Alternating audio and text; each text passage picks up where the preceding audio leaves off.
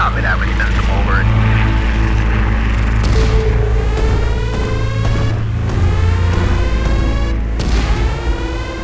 দক্ষিণ আমেরিকার রাজনীতিতে এক চরম অস্থিরতা, এক নজিরবিহীন সামরিক আগ্রাসনের শিকার হয়েছে ভেনেজুয়েলা।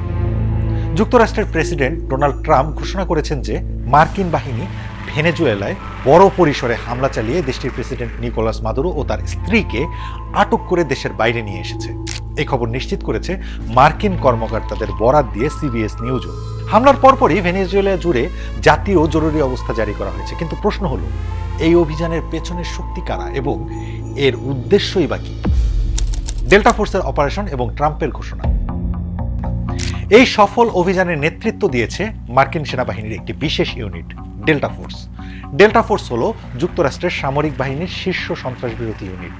ট্রুথ সোশ্যালে দেওয়া এক বিবৃতিতে ট্রাম্প এই অভিযানকে চমৎকার অভিযান হিসেবে উল্লেখ করেছেন। তিনি জানান, মাদুরো ও তার স্ত্রীকে আটক করে দেশ থেকে সরিয়ে নেওয়া হয়েছে এবং এই অপারেশন মার্কিন আইন প্রয়োগকারী সংস্থার সাথে যৌথভাবে সম্পন্ন হয়েছে।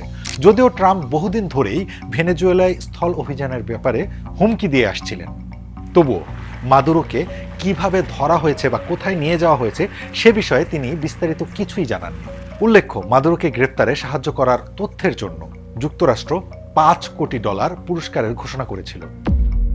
হামলার স্থান ও ক্ষয়ক্ষতির চিত্র। শনিবার 3 জানুয়ারি 2026 ভোরে রাজধানী কারাকাস সহ ভেনেজুয়েলার বিভিন্ন অঞ্চলে একাধিক বিস্ফোরণের ঘটনা ঘটে। মার্কিন কর্মকর্তারা জানিয়েছেন, প্রেসিডেন্ট ট্রাম্প ভেনেজুয়েলার অভ্যন্তরে সামরিক স্থাপনা সহ বিভিন্ন স্থানে হামলার নির্দেশ দিয়েছেন। হামলার প্রধান লক্ষ্যবস্তু ছিল শহরের কেন্দ্রস্থলে অবস্থিত লা কার্লোটা সামরিক বিমান ঘাঁটি এবং ফুয়ের্তে তিউনা সামরিক ঘাঁটি।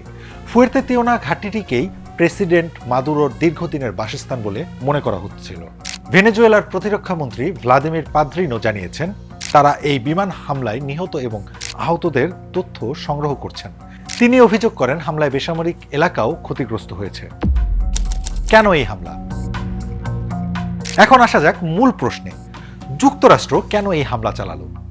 ওয়াশিংটনের দীর্ঘদিনের অভিযোগ, মাদুরো কোনো বৈধ প্রেসিডেন্ট নন, বরং তিনি একটি নার্কো টেরোরিস্ট বা মাদক পাচারকারী চক্রের প্রধান। ট্রাম্প প্রশাসনের দাবি, মাদুরো সরকার যুক্তরাষ্ট্রের নিরাপত্তার জন্য হুমকি এবং তারা লাতিন আমেরিকায় অস্থিতিশীলতা ছড়াচ্ছে। অন্যদিকে মাদুরো সরকারের দাবি একদম ভিন্ন। তাদের মতে এটি একটি সাম্রাজ্যবাদী আগ্রাসন। মাদুরো বারবার বলে এসেছেন, ট্রাম্পের আসল লক্ষ্য ভেনেজুয়েলার সরকারের পরিবর্তন করে দেশটির বিশাল তেল ও খনিজ সম্পদের নিয়ন্ত্রণ নেওয়া। মনে রাখা দরকার, বিশ্বের অন্যতম বৃহত্তম তেলের মজুদ রয়েছে এই ভেনেজুয়েলাতেই।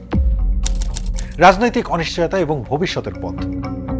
মাদুরো অপসারিত হওয়ার পর এখন ভেনেজুয়েলার ভবিষ্যৎ কি? দেশটির সংবিধান অনুযায়ী প্রেসিডেন্টের অনুপস্থিতিতে ক্ষমতা যাওয়ার কথা ভাইস প্রেসিডেন্ট ডেলসি রদ্রিগেজের হাতে। কিন্তু যুক্তরাষ্ট্র মাদুরো বা তার সরকার কাউকেই বৈধ মনে করে না। অন্যদিকে ভেনেজুয়েলার বিরোধী দলগুলো মনে করে নির্বাসিত নেতা এডমুন্ডো গঞ্জালেসই বৈধ প্রেসিডেন্ট।